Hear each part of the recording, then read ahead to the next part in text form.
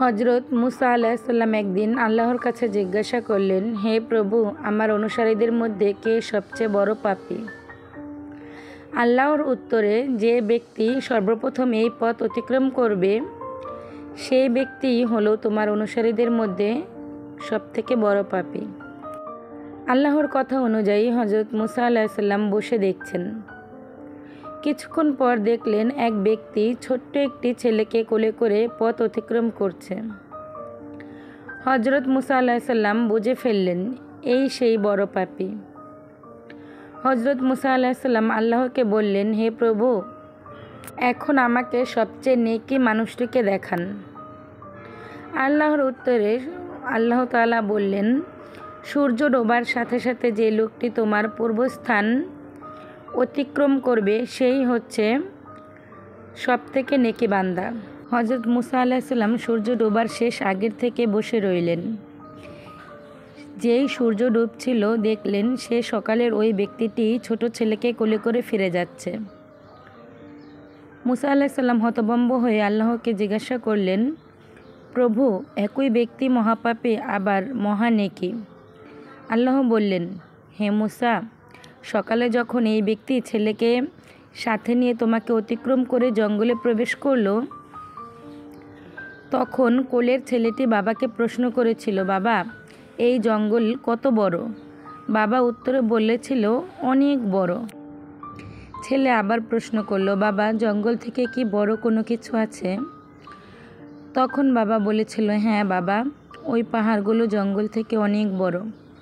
ছেলে পুনরায় প্রশ্ন করলো, পাহাড় থেকে কি বড় কিছু আছে বাবা? বাবা বলল, হ্যাঁ, এই আকাশ। ছেলে আবার প্রশ্ন করলো, আকাশ থেকে কি বড় কিছু আছে? ওই ব্যক্তি বলল, হ্যাঁ, আমার পাপ এই আকাশ থেকেও বড়। ছেলে আবারও উত্তর শুনে বলল, বাবা, তোমার পাপ থেকে কি বড় কি কোনো কিছু নেই? তখন বাবাটি চিৎকার দিয়ে ছেলেটিকে জড়িয়ে ধরে কাঁদতে কাঁদতে বলল, আমার পাপ থেকেও অনেক অনেক বড় আমাদের আল্লাহর রহমত। তখন আল্লাহ তাআলা বললেন, হে মুসা, এই ব্যক্তির পাপের অনুভূতি ও অনুশোচনা আমার এতই পছন্দ হয়েছে যে সবচেয়ে পাপী ব্যক্তিকে সবচেয়ে নেককার ব্যক্তি বানিয়ে দিয়েছি। মনে রেখো, আমার শাস্তির হাত থেকে ক্ষমার হাত বহুগুণ বড়। হে আল্লাহ, আপনি আমাদের সকলকে পিছনের গুনাহসমূহ ক্ষমা করে সামনের দিনগুলোকে সৎ পথে চলার তৌফিক দান করুন, আমিন। রাসূল সাল্লাল্লাহু আলাইহি সাল্লাম বললেন, আল্লাহ ওই ব্যক্তির চেহারা উজ্জ্বল করে দেন যে কোনো হাদিস শুনেছে অতঃপর অন্যের কাছে পৌঁছে দিয়েছে। আবু দাউদ 515। আমার এই কথাগুলো যদি আপনাদের কাছে একটু হলেও ভালো লাগে তাহলে কমেন্ট করে জানাবেন। আর এই তো কাজ করছি আর এই হাদিসটা বললাম। আসলে সত্যি কথা বলতে কি, হাদিসটা আমার কাছে অনেক ভালো লেগেছে। আমাদের আল্লাহ তাআলা সত্যিই তো উনি কত মহান, তাই না?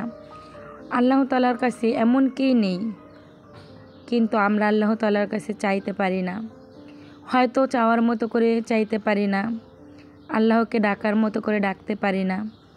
ডাকার মতো করে ডাকলে আল্লাহ তাআলা অবশ্যই শুনবেন। আপনারা সবাই আমার জন্য দোয়া করবেন। আসলে মানুষের থেকে দোয়া চাওয়াটা অনেক বড় একটা মহৎ কাজ।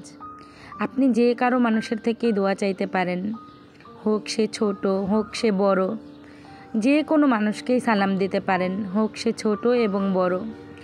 তো যাই হোক, কথা বলতে বলতেই তো এটা ছিল শুক্রবার দিনের ভিডিও। শুক্রবারে পুরো ঘরটাকে ক্লিন করে নিলাম।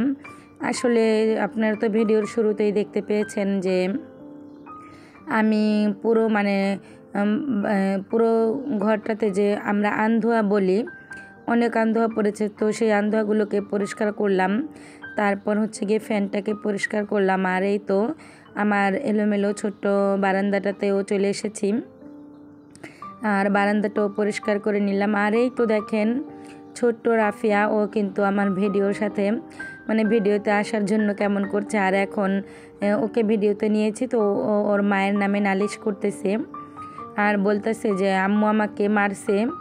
তো ওর মাকে আবার আমি একটু বকে দিলাম। আর এই তো আমার ঘরটা চাদর চেঞ্জ করে তারপর হচ্ছে গিয়ে পুরো ঘরটা মুছে তারপরে রেডি করে ফেলেছি। বারান্দাতে তো কাপড় ধুয়ে দিয়েছি, তো সাদা কম্বলটা এটাও ধুয়ে দিয়েছি। আর এই তো বাহিরের একটু দৃশ্য দেখালাম আপনাদেরকে। আর এই তো দেখেন একটা গেঞ্জি আমার পরে গিয়েছে। তো এই তো আজকের সম্পূর্ণ কাজ এখানেই শেষ। আসলে ঘরটা যেমনই হোক না কেন, ঘরটা যদি একটু নিজের মন মতো গুছিয়ে রাখা যায় তাহলে কিন্তু আমার কাছে মনে হয় ধনী আর গরিব লাগে না, সবার কাছেই ভালো লাগে। আর আপনি দেখবেন যখন আপনার ঘরটা এলোমেলো থাকবে তখন কিন্তু আপনার কাছে একদম ভালো লাগবে না। আর এই যে দেখেন আমি বারান্দাতে পুঁই শাক গাছের ডাঁটা মানে লাগিয়েছি, তো ডাঁটা থেকে শাক বের হয়েছে। আশা করি শাক একটু বড় হলেই শাক খেয়ে ফেলতে পারবো। আর এই তো আমার নয়নতারা গাছে ফুল ফুটেছে। তো চিন্তা করছি, আমার তো এমনিতেই গাছ নেই, তো যাই হোক এখন আলহামদুলিল্লাহ একটু একটু হয়েছে। তো ঈদে গ্রামের বাড়িতে গেলে গাছগুলো হয়তো মরেই যাবে। তানুমানো ব্লগ আপু ভাইয়াদের গতবারের গাছগুলো যে অবস্থা হয়েছিল আমার কিন্তু ভীষণ খারাপ লেগেছিল।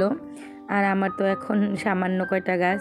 আর এই তো মরিচের বিচি মানে বুনে দিয়েছিলাম, তখন মরিচ গাছ হয়েছে। তো ভালোই লেগেছে মরিচ গাছগুলো হয়েছে দেখে।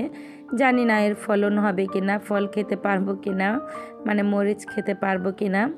তো ওটাও একমাত্র উপর আল্লাহ তাআলারই মানে ইচ্ছা, উনি চাইলে খেতে পারবো, না চাইলে নাই।